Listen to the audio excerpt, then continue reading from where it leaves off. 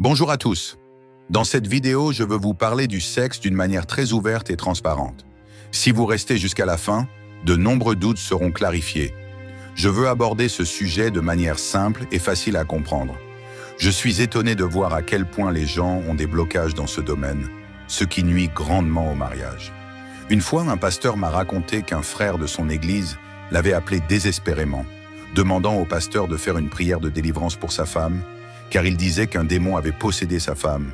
Puis le pasteur a cherché à comprendre ce qui se passait, et l'homme lui a dit que sa femme était apparue devant lui, sensuelle et portant une nuisette. Quand le pasteur m'a raconté cela, j'ai commencé à rire, mais en même temps, j'ai vu à quel point c'était sérieux et comment la religiosité avait empêché les gens de recevoir la bénédiction de Dieu. Et ensuite, beaucoup d'hommes et de femmes agissent comme si rien ne pouvait être fait. Ne me touche pas. Mais ensuite, quand ils sont seuls, ils sont accros à la pornographie. Et ce n'est pas sans parler de ceux qui trompent leur conjoint. Soyons honnêtes ici. Beaucoup de gens passent tout leur temps à penser au sexe. Ce n'est pas un hasard, puisque ce sujet est partout. Regardez des films et des séries, allez sur Internet surtout, ou rassemblez-vous dans un groupe d'amis et vous verrez que les gens en parlent toujours. Et dans le milieu chrétien, ce n'est pas différent. Vous voyez, nous avons juste une conduite différente, notamment en ce qui concerne le sexe hors mariage. Je me souviens de lorsque j'ai commencé à fréquenter l'église en 2002, quand je me suis converti. Je me souviens qu'ils enseignaient, à partir de la Bible, que le sexe avant le mariage est un péché. Et grâce à ces enseignements, j'ai décidé d'attendre le mariage. Je me suis marié vierge à 29 ans. Et aujourd'hui, je remercie le Seigneur pour cette décision. Ma femme aussi s'est mariée vierge. Mais je sais que la grande majorité n'arrive pas à attendre jusqu'au mariage. Et cela n'invalide pas la parole de Dieu. Car si vous obéissez au Seigneur, vous en récolterez certainement les fruits. Même si vous péchez et vous repentez, le Seigneur promet que le sang de Jésus vous purifie de tout péché. Amen. Et ensuite, quand les gens se marient, beaucoup pensent que maintenant tout est permis, qu'ils peuvent now faire tout ce qu'ils veulent. Et je vais vous montrer dans la parole de Dieu qu'il existe au moins 4 types de sexe interdits. Mais avant de commencer, veuillez vous abonner à ma chaîne. Cliquez aussi sur la cloche pour recevoir toutes les notifications à chaque fois que je poste une nouvelle vidéo. Avant toute chose, je dois clarifier quelque chose. Ce n'est pas un péché de ressentir du plaisir et de profiter de l'intimité avec son conjoint. Je dis cela parce que de nombreuses églises traitent ce sujet comme un tabou et elles prêchent d'une manière qui donne l'impression que la personne fait quelque chose de mal. Et ensuite, le couple se sent sale alors qu'il est sous la bénédiction de Dieu. L'une des principales raisons à cela est que les gens continuent de penser « Mais qu'aurait fait Jésus à ma place ?» Et comme Jésus ne s'est pas marié et n'a clairement pas eu de relation sexuelle, les gens pensent que le sexe est quelque chose de charnel et d'impur.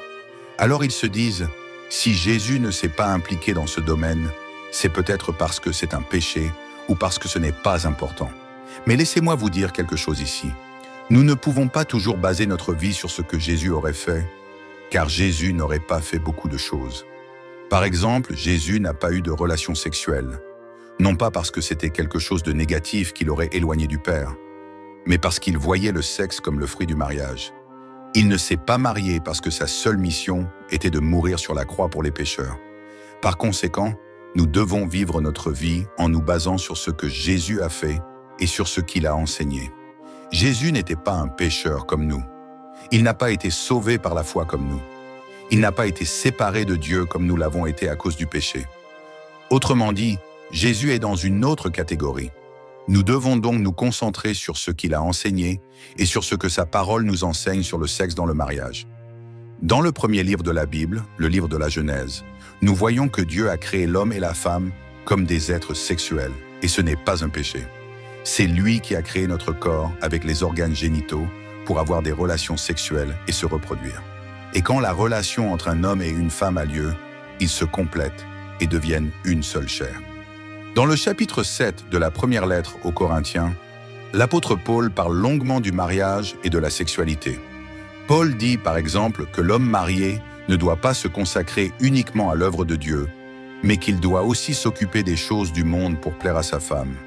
Il conseille aussi que le mari et la femme ne doivent pas s'abstenir de relations sexuelles pendant longtemps, sauf s'ils sont en jeûne. Mais cette pause dans le sexe ne doit pas durer trop longtemps, car Satan peut en profiter pour tenter le couple et le faire tomber dans la tentation. Nous devons comprendre que l'absence de relations sexuelles peut réellement provoquer une abstinence. Autrement dit, le corps commence à en ressentir le manque, et lorsque cela se produit, la personne devient plus vulnérable à agir selon ses instincts charnels. Je ne dis pas qu'elle doit céder à ses instincts, mais cela peut arriver, et le diable le sait très bien. Cela explique pourquoi tant de personnes prennent de mauvaises décisions en agissant sur un coup de tête et le regrettent profondément par la suite. Et donc, avant de parler des 4 types de sexe interdits dans le mariage, je veux réfléchir avec vous sur l'adultère. Je pense que nous avons tous entendu cette phrase « Celui qui aime ne trompe pas ». Cette expression est très romantique, mais quand on fait face à la routine et aux problèmes d'une relation, on se rend compte que dans la vraie vie, c'est bien différent. Je dis cela parce que malheureusement, le nombre de cas d'adultère a augmenté de façon absurde, y compris au sein des églises. Et cela cause beaucoup de souffrance et de destruction dans les familles. C'est pourquoi je veux réfléchir avec vous sur le péché de la trahison. Tout d'abord, nous devons comprendre que les êtres humains, aussi bien intentionnés soient-ils, sont des pécheurs remplis de faiblesses.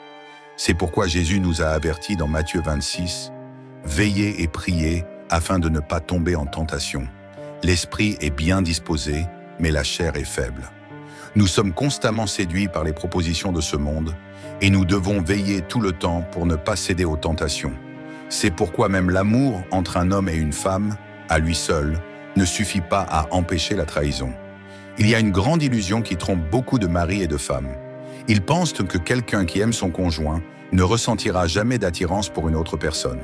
Mais comme je l'ai dit tout à l'heure, les êtres humains sont faillibles, et la parole de Dieu elle-même affirme que notre chair est faible.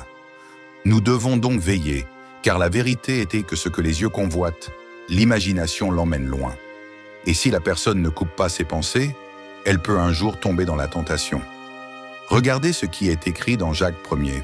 « Mais chacun est tenté quand il est attiré et entraîné par sa propre convoitise. Puis la convoitise, lorsqu'elle a conçu, enfante le péché.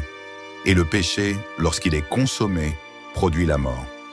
Tant que nous sommes dans ce corps charnel, nous pouvons ressentir de l'attirance pour quelqu'un du sexe opposé. Nous pouvons être enchantés par un sourire, un beau corps, une voix, un regard, une personnalité. Et comme si notre faiblesse charnelle ne suffisait pas, nous sommes la cible d'un bombardement médiatique et culturel qui promeut l'infidélité, le sexe hors mariage, la femme comme objet sexuel, cette image de l'homme en tant que séducteur, galant, et ainsi de suite. Et puis vous ajoutez à tout cela un peu de pornographie, du laisser-aller dans le mariage, et alors nous commençons à mieux comprendre pourquoi beaucoup de gens trompent, même en aimant l'autre personne. Je veux vous lire un autre verset de la première épître de Pierre, chapitre 5. Regardez ce qu'il dit. « Soyez sobres, veillez. Votre adversaire, le diable, rôde comme un lion rugissant, cherchant qui il dévorera. Satan est toujours aux aguets, prêt à attraper ceux qui ne cherchent pas Dieu et qui ne désirent que les plaisirs que le monde offre. Je vous ai dit toutes ces choses parce que nous devons mettre de côté toute illusion pour affronter la réalité et la vérité. Alors vous qui êtes un mari, ou vous qui êtes une épouse, sachez que vous êtes un être humain et que, par conséquent, vous avez l'inclination à faire ce qui est mal. Votre chair désire faire ce qui est interdit. Et si vous ne fermez pas les portes au péché, vous risquez de tomber dans cette tentation et de trahir votre conjoint. Mais cela signifie-t-il que tout le monde est condamné à tromper? En aucun cas. C'est là que nous devons apprendre une leçon très importante. Celui qui aime Dieu et son conjoint fuit toute apparence du mal et ne se fie pas à sa propre force. Alors, vous qui êtes tentés, soyez très prudents et ne pensez jamais que vous êtes assez fort. La Bible dit que celui qui croit être debout doit prendre garde de ne pas tomber. Et le conseil que je vous donne est, ne cherchez pas à affronter la tentation, fuyez-la. Essayez aussi de parler davantage avec votre partenaire. Cherchez à résoudre les problèmes au lieu de les fuir et surtout, ayez la crainte de Dieu. Je sais que beaucoup de gens pensent que craindre Dieu signifie avoir peur de lui, mais ce n'est pas cela du tout. Avoir la crainte dans votre cœur signifie avoir de la révérence et du respect pour le Seigneur. Cela signifie comprendre que Dieu n'approuve pas le péché et qu'il discipline les enfants qui lui désobéissent. Par conséquent, si vous suivez ce conseil, la trahison ne fera jamais partie de votre vie.